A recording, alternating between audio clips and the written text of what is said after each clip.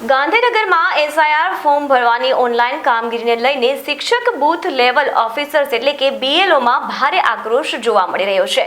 શિક્ષકો તેમની કામગીરી નિષ્ઠાપૂર્વક કરી રહ્યા હોવા છતાં ઓનલાઈન કામગીરીના અતિશય પ્રેશર અને અવ્યવસ્થાના કારણે તેમને મુશ્કેલી પડી રહી છે।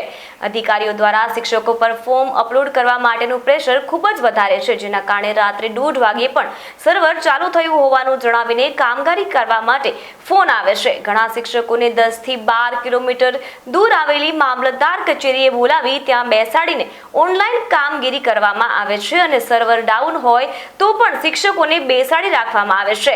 મહિલા બીએલઓ માટે પણ આ સ્થિતિ ખૂબ જ તણાવપૂર્ણ છે, જેઓ સવારથી મોડી રાત સુધી ઘર અને કામકાજની બેવડી જવાબદારી નિભાવે છે। આ દબાણને કારણે બીએલઓ નોટિસ, સજા કે બદલીના ડરથી પીડાઈ રહ્યા છે અને તાજેતરની આત્મહત્યાની ઘટના આ દબાણની ગંભીરતા દર્શાવે છે।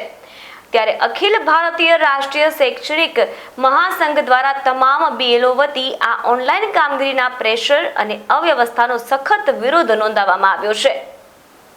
અખિલ ભારતીય રાષ્ટ્રીય શૈક્ષિક મહાસંઘ ગુજરાત માતૃશક્તિના અવાજને અતિબુલંદ કરવા જઈ રહ્યું છે। એસઆઈઆરની કામગીરી અને આત્મહત્યા, કયા કારણોસર શિક્ષક આત્મહત્યા તરફ દોરાઈ રહ્યો છે? કામ કરવાથી શિક્ષકને તકલીફ નથી પડતી। અત્યાર સુધી સખી બૂથમાં મહિલાઓ તરીકે એઝ એ પ્રિસાઇડિંગ પણ મેં અને બીજી અન્ય મહિલાઓએ પણ કામગીરી કરેલી છે। કામથી શિક્ષક ડરતો નથી, બેન હોય કે ભાઈ હોય, કોઈ પણ પ્રકારની ચૂંટણીની કામગીરીનો વિરોધ નથી, પણ એની કામ કરાવવાની પદ્ધતિ હોય છે। તંત્ર અમારી પાસે સખી બૂથમાં બહુ જ સારી રીતે કામ કરાવતું હોય છે અને અમે સારી રીતે બહેનો પ્રિસાઇડિંગ તરીકે એ ચૂંટણીના મહત્ત્વના દિવસોને પસાર કરીએ છીએ। અમને બધી જ રીતે એમનો સપોર્ટ હોય છે। તો હાલ કઈ તકલીફ પડી રહી છે બહેનોને?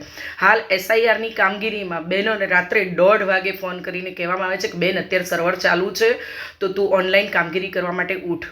આ શું યોગ્ય છે? તમે જ કહો કે આ શું યોગ્ય છે?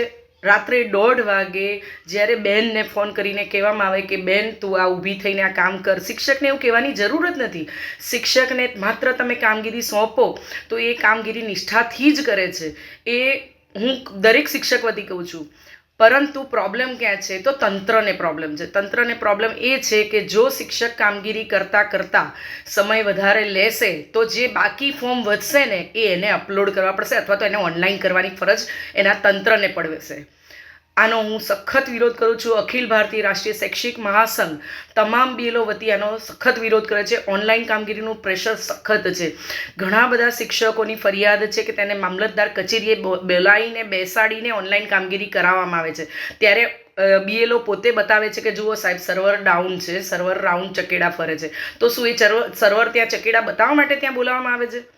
તમારું સર્વર ડાઉન છે, શિક્ષકને એટલેથી લાંબા કરો છો, તાલુકા પ્લેસ હોય, જે મામલતદાર કચેરી હોય ત્યાં સુધી તમે એને લાંબા કરો છો, તો એ ઓછામાં ઓછા 10 થી 12 કિલોમીટર તમે શિક્ષકને લાંબા કરો છો અને તમે લાંબા નથી કરતા તો તમે એને ફોનથી વારંવાર પ્રેશર આપો છો કે કેટલા ફોર્મ અપલોડ થયા। તો ફોર્મ અપલોડ કેટલા થયા એનું પ્રેશર કેમ? અને આવા વચ્ચેના, જેને કહેવાય કે વચ્ચેના તંત્રી અધિકારીઓ જે લોકો છે એનું આટલું બધું પ્રેશર કેમ? અને મારો બીએલઓ આટલો ડરે છે કેમ? મારો બીએલઓ ડરે છે નોટિસથી, વોરંટથી, સજાથી। તો આ શું યોગ્ય છે? કદાચ જે લોકો આત્મહત્યા કરી, ભગવાન એના દિવંગત આત્માને શાંતિ આપે, પણ એણે આત્મહત્યા ના કરી હોત અને વિરોધ કર્યો હોત તો એ કદાચ જેલમાં હોત, પણ જીવતો હોત। એના મા બાપ, એના ઘરના પત્ની, એના બાળકો, એ લોકોને તો એ વ્યક્તિ તો મળત ને। તો આ ખરેખર યોગ્ય નથી। મારી બહેનોના તકલીફની હું વાત કરું કે કોઈ સ્ત્રીનું શેડ્યુલ શું હોય છે, તો સવારથી બહેન છે તો ઘરમાં એ 7 વાગે નીકળે છે તો 7 વાગે એકલી નથી નીકળતી, કેટલાયની એ તૈયારીઓ કરીને નીકળે છે। સવારે ઉઠીને રસોઈ કરે છે, ટિફિન બનાવે છે, ઘરનાને જમાડવાનું, વડીલોની દવા, છોકરાઓના ટિફિન બોક્સ, કારણ કે એના બાળકો એ જ ઉંમરના હોય છે જ્યારે નાના હોય છે અને બાળકો જે જાતે નથી કરી શકતા। તો આ બધા જ કામ કરીને સ્ત્રી 7 વાગે નીકળે છે અને સાંજે 7 વાગે આવે છે। 7 આવ્યા પછી એ પુરુષ બીએલઓની જેમ ટેબલ પર બેસીને પાણી નથી માંગતી, એ સીધી રસોડામાં જાય છે, ફરીથી રસોઈ ચાલુ કરે છે, ઘરના વડીલોની દવા આપે છે, બાળકોના લેસનની જુએ છે અને રાત્રે આવીને 11 વાગ્યા સુધી ફોર્મ અપલોડ કરે છે, માંડ સૂવે છે ત્યાં 1:30 વાગે ફોન આવે છે તંત્ર તરફથી કે ભાઈ બેન, તું ઊભી થા, નેટવર્ક ચાલુ છે। આ શું યોગ્ય છે? હદ વટાવી છે, હદ। અખિલ ભારતીય રાષ્ટ્રીય શૈક્ષિક મહાસંઘ આનો સખત વિરોધ કરે છે।